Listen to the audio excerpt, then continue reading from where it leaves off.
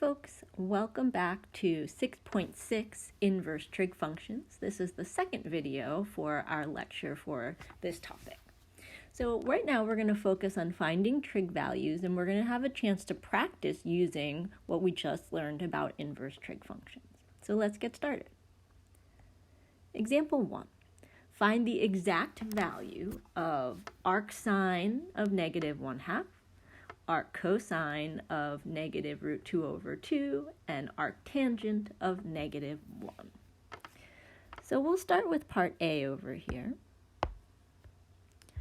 And when I have arc sine of negative 1/2, here's what it is actually asking me to find.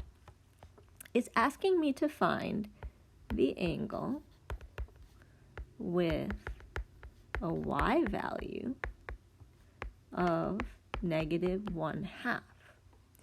However, we want to go beyond that in that we want to find an angle with a y value of negative 1/2 that is between negative pi over 2 and pi over 2. And that last restriction is because that is the range of inverse sine. And sometimes I shortcut that in my brain and I think, if I'm looking for inverse sine, I want to go ahead and focus on the right half of the unit circle. Okay, so take out your unit circles. Look for an angle that has a y value of negative 1/2 and is in the right half of the unit circle, and you should find an angle right here. Now that angle is 11 pi over 6, but 11 pi over 6 is not our correct answer. And the reason why that is 11 pi over 6 is not between negative pi over 2 and pi over 2. So we have to give it a different name. We have to say that it's negative pi over 6, and that would be our correct answer. Okay, let's take a look at part B. Inverse cosine of negative root 2 over 2.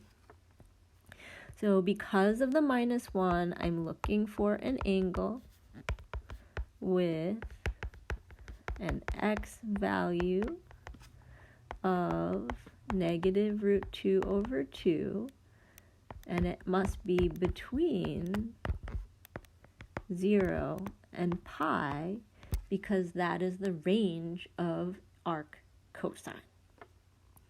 So let's take a look at our unit circle, see what we have. And I can find an angle that has an x value of negative 1/2, and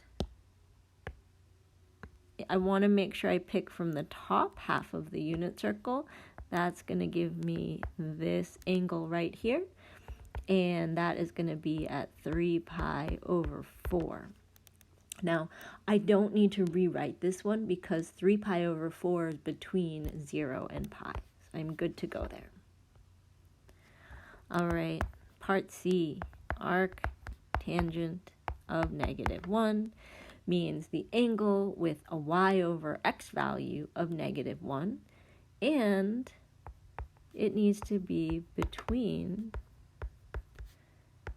negative pi over 2 and pi over 2. So just like arc sine, I need to pick from the right half of the unit circle.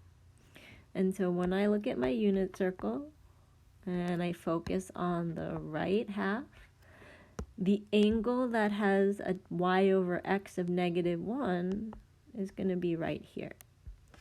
Now, I know that that is 7 pi over 4, but 7 pi over 4 is not between negative pi over 2 and pi over 2, so I have to call this negative pi over 4. Okay. So that's kind of how the questions work. I find it really helpful to have my unit circle with me, and when I think about arc cosine, so arc cosine is the one where I want to pick from the top half of the unit circle, whereas arc sine and arc tangent, I want to pick from the right half of the unit circle, okay? So we need to make sure that we not only find the right angle, but we call it by the correct name. Okay, let's move on to example number 2. This time, we are looking to find the exact values of more than one statement at a time. So we're going to take this step by step. Let's start with A, the inverse sine of the sine of 2 pi over 3. So what I'm going to do is use my unit circle to find sine of 2 pi over 3. And when I do that, I get root 3 over 2. So what I know is that sine of 2 pi over 3 is equal to root 3 over 2. Now, this question looks a lot like what I had before. I need to find an angle, I know that because of the negative 1, with a y value of root 3 over 2. And it must be from the right half of the unit circle. And when I find that, it's going to be pi over 3. Now I'll put my diagram down here for those of you who are visual learners. I'm picking from the right half of the unit circle, and I'm looking for a y value of root 3 over 2. And there we have it at pi over 3. Okay. Let's take a look at question B. Inverse cosine of 4 pi over 3. So we're going to do the same thing. I'm going to set this equal to inverse cosine. And I'm going to use my unit circle to help me find that inner part. So what is cosine of 4 pi over 3? And I find that that is negative 1/2. And that replaces my inner function. Now I have to find an angle with an x value of negative 1/2. And that has to come from the top half of my unit circle. So I want to choose from the top half of my unit circle an angle that has an x value of negative 1/2 is about here. And that value is 2 pi over 3. All right. Last part to this question. Inverse tangent of 7 pi over 6.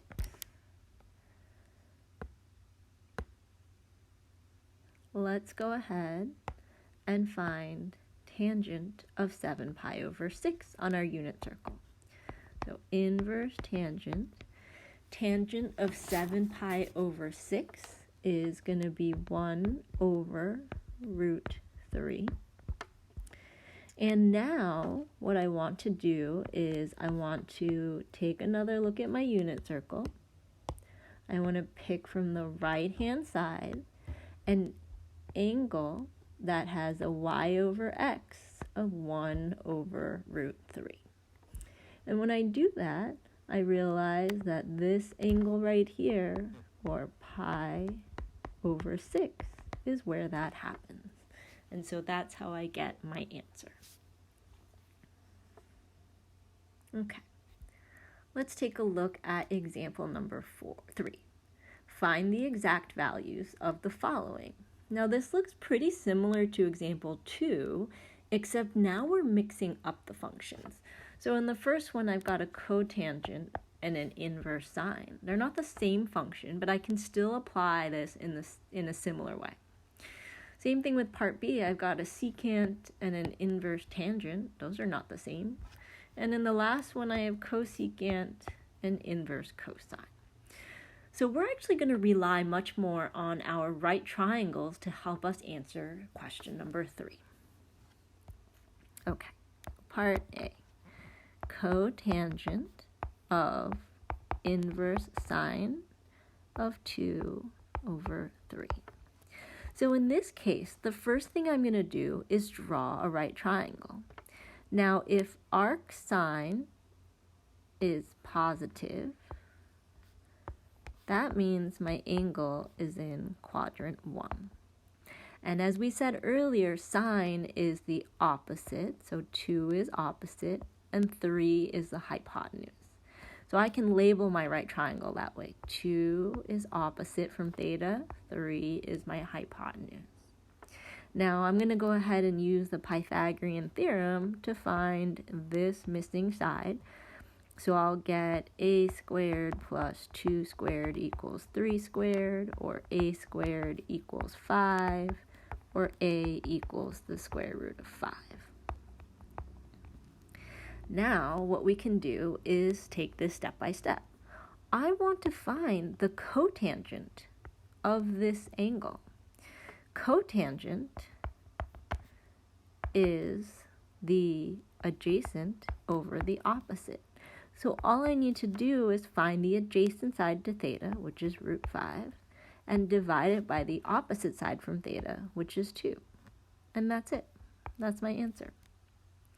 So if you want to think about it in steps, first you're going to draw a right triangle, and then second, you're going to use the information from the triangle to write the statement that you want. Let's take a look at part B. Secant of inverse tangent of negative 3 over 5.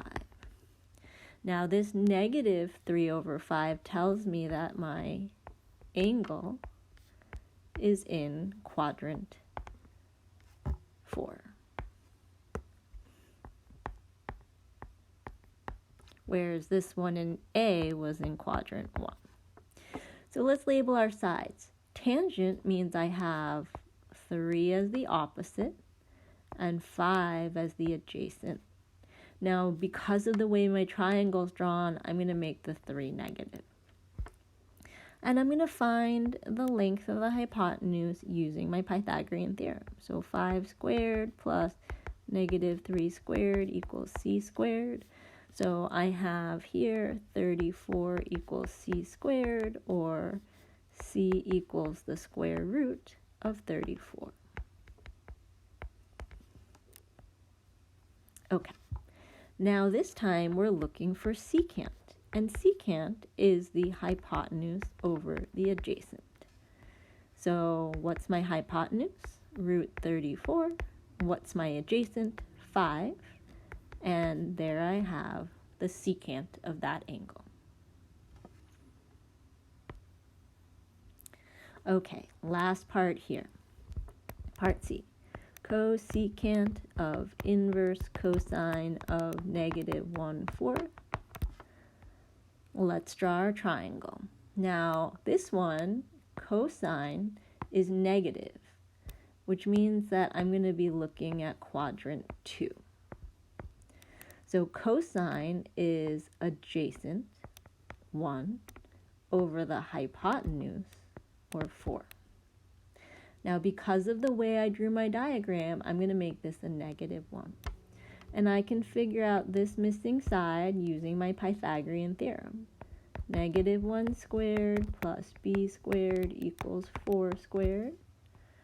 Or I get that b squared equals 16 minus 1, or 15.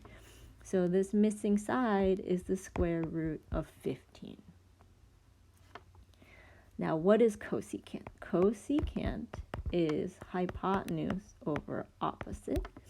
And so my hypotenuse is 4 over my opposite is square root of 15. And that is the answer for part C. Okay, so come back for part 3 of the video, where we're going to solve a few equations, do a few more complicated examples, and then you'll be all set to go. See you there.